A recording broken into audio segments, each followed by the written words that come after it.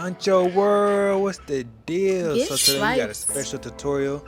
Me and my sister is going to show you how to go from this to little baby's hairstyle. You know what I'm saying? Mid taper, blurry, locked up, ponytail.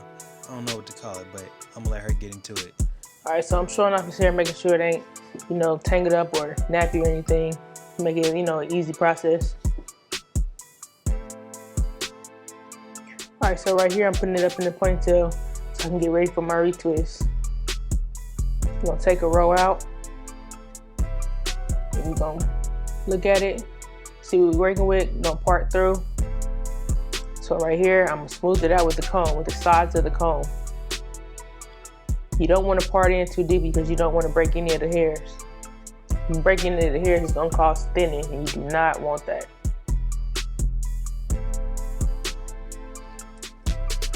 So yep, I'm just smoothing it out.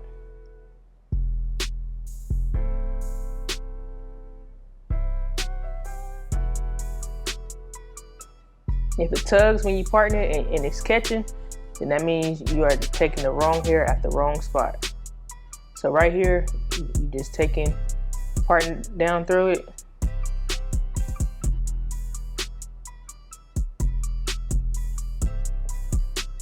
And what I'm gonna do is I'm gonna palm roll this. Now, if the dread is fuzzy, you can palm roll it all the way to the end, but if the dread's not fuzzy, it's not really necessary to palm roll it all the way to the end. You can just palm roll it up into the point where it's fuzzy at. So right there, I just palm rolled it at the root.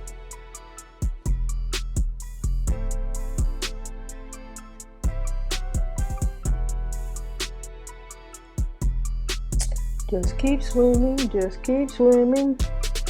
Just keep palm rolling.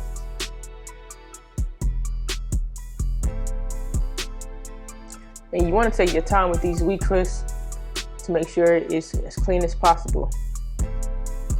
And to make sure it lasts as long as it needs to.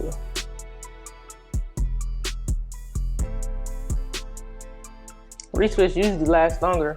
If it's held up with a style, they'll last anywhere from a month to 2 months. If it's done right.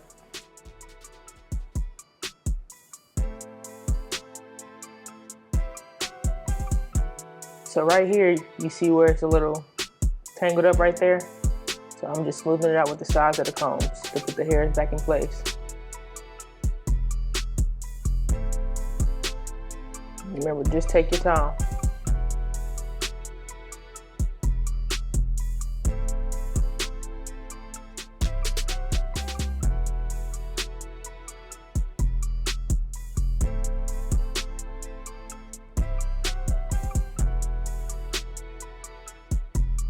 And the retwist should not hurt. So if it hurt, you're doing something wrong. If your client jumping and making faces, you're pulling their hairs and you're not doing it right. So tighten up.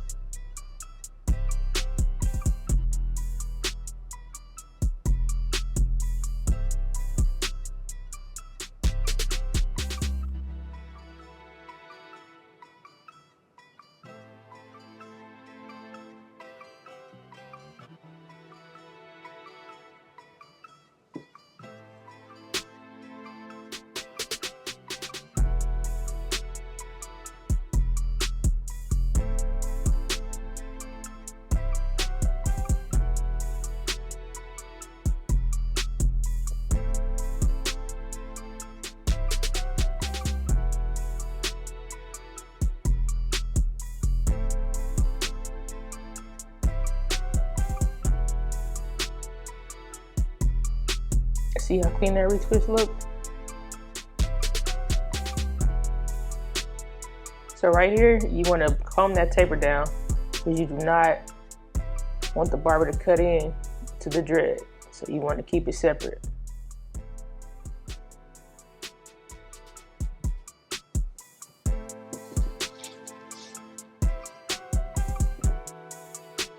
Remember, comb that taper down.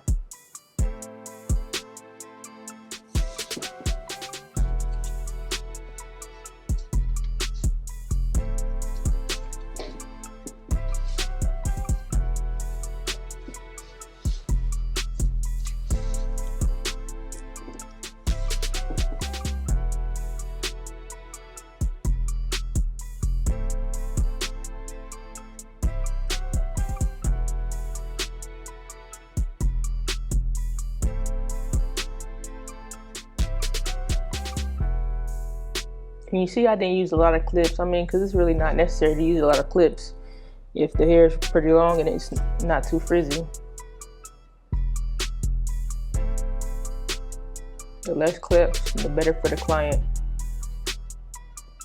especially when they get under that dryer.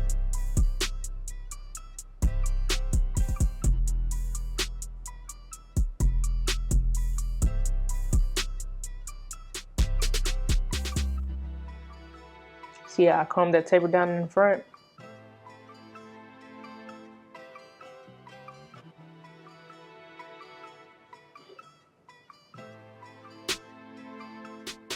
And look how clean and smooth that looks. Remember, just take your time.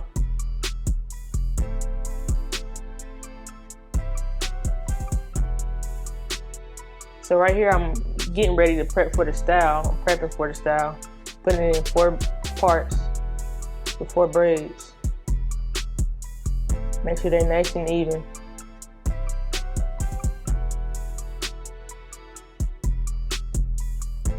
So right here I'm taking 2 dreads and I'm crossing them over into an X. So I'm gonna take one from the left side and cross it over to the right. I'm gonna twist it under halfway. I'm gonna take one from the right and twist it over to the left and cross it under halfway. And then we just keep doing that process all the way down, halfway. Then I tie it with the dreads. Now we're gonna do the same thing for the second. Now you can put in the 2-strand if it's easier for you to do the style. But I did it and I crossed it over just like the first step. From the right to the left to the right. Whichever way is more comfortable for you. And then you just tie it off. You see I didn't use no rubber band.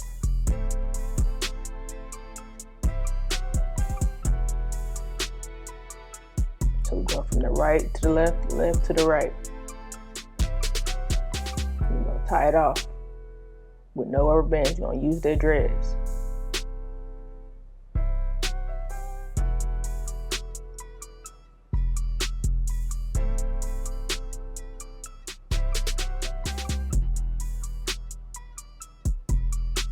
So I'm gonna take all 4 of these braids and I'm gonna put them up into a ponytail. But what I'm gonna do is, I'm gonna take a dread and I'm gonna wrap it around the whole ponytail.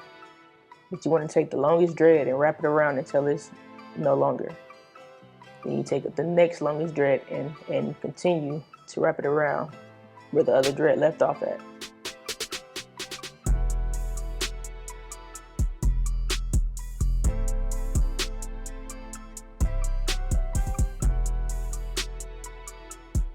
So I'm gonna take a hair tie, I'm gonna just secure it just to make sure for the extra security because you do not want this style to come down.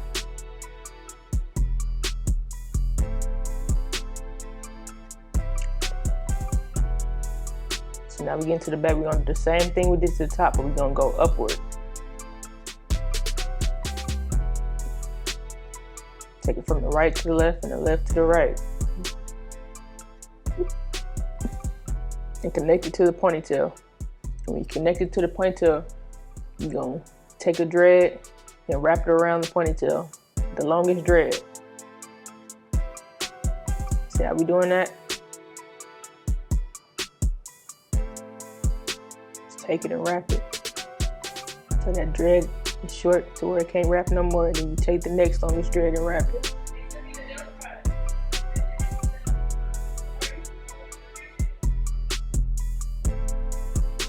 See that?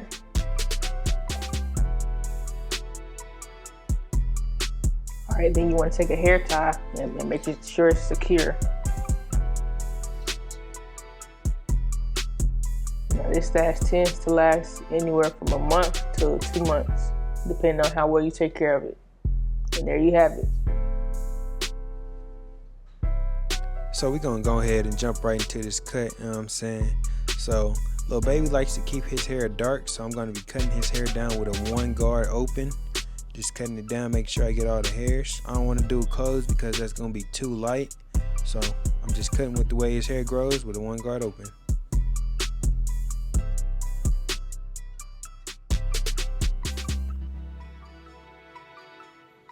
Then I start my mid taper. You know what I'm saying? So I start my bald guideline. I like to put in all my guidelines around the head first before I start blending. As you can see in the back, I'm gonna round it out a little bit. So that round is gonna give it some shape and it's gonna make the taper last longer because it's more bald area, but it's gonna make the line pop too. So then I go in with no guard. I'm following that first guideline that I made. Then I'm gonna close it halfway and start blending it halfway, and then I'm gonna close it. Then I go in with my one guard. I'm still following that guideline that I initially created. Mid tapers are definitely my favorite type of tapers. You know what I'm saying? It allows you to leave hair close to the line, so whenever you line it up, it gives it more pop and it leaves it dark. And now you can see me just going in with my zero guard, trying to blend in that line. I'm always using my corners to blend too. And then right here, I'm going in with my 1.5, just knocking down that last line. Then I'm going to do my detail work with my masters. So I like doing it with my masters because I can use my corners better. I could get each individual hair. As you can see, I'm going to turn my clipper sideways so I can get those individual hairs better. It's going to make the blend pop when you count each hair, you know what I'm saying? So each hair counts. So the better the details are, the better your cut will turn out, the blurrier the fade is going to be. So then I'm starting on my back taper. I'm going in with no guard, going up about 1 inch, and then I go halfway closed. And then I'm going to close it and flick out that last bottom line. His hair is a good fine texture, so it does blend easy. And then right here you see I'm going up 1 inch with my one guard. And then I closed it and I'm flicking out. So as a barber, you're going to see times where the client hair does grow a different way. So you just want to angle your clippers and still go against the grain. Wherever direction the hair grows, it's going to make your blend easier. You ain't going to have to dig or nothing. It's just going to make things way easier. And then you see me here going in with my 1.5 guard, just flicking out that last line. Cut clean, style clean, parts clean, all that's clean.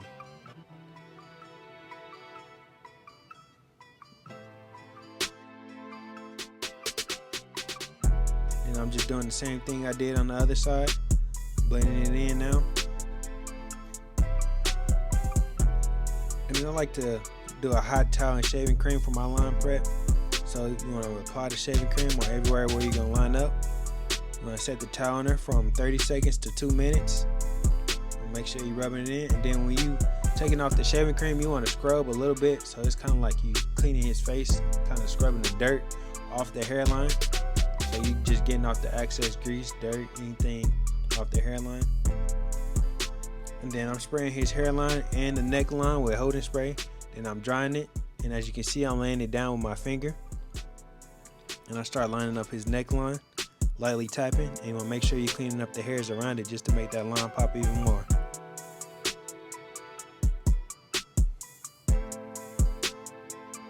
Yeah, liners hidden. These the wall detailers. I'm saying these are my favorite liners so far. These are like the originals that I started out cutting with. So I had the corded ones when I started off, but the cordless ones, they're definitely useful. Good travel tool, and then shop tool because you ain't got to deal with cords.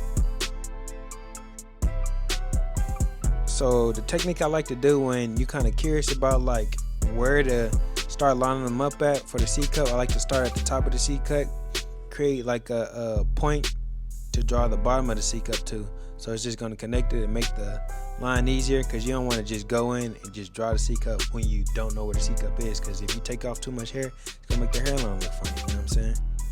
I'm just lightly tapping.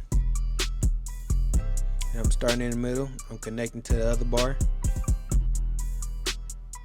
And I'm connecting to the other bar. And right here you can see me using my cordless compressor. So the enhancement that I'm using is Tune 45s.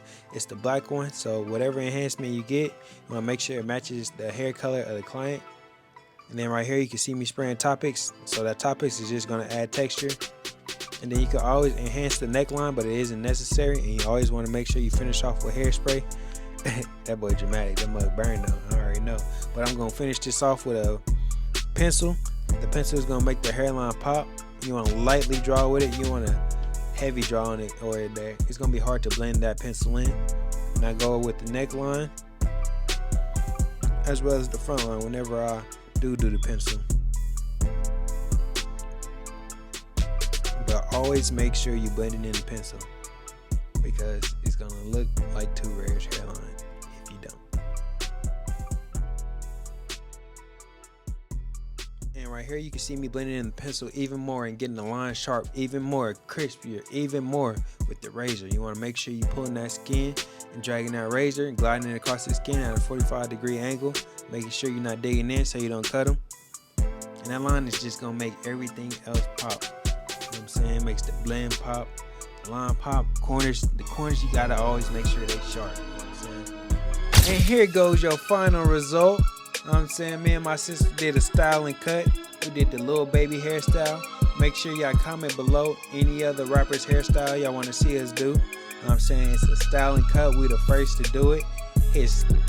Oh, this cut is just fire. I'm lost for words, man. Make sure y'all like, subscribe, and comment. Get sliced.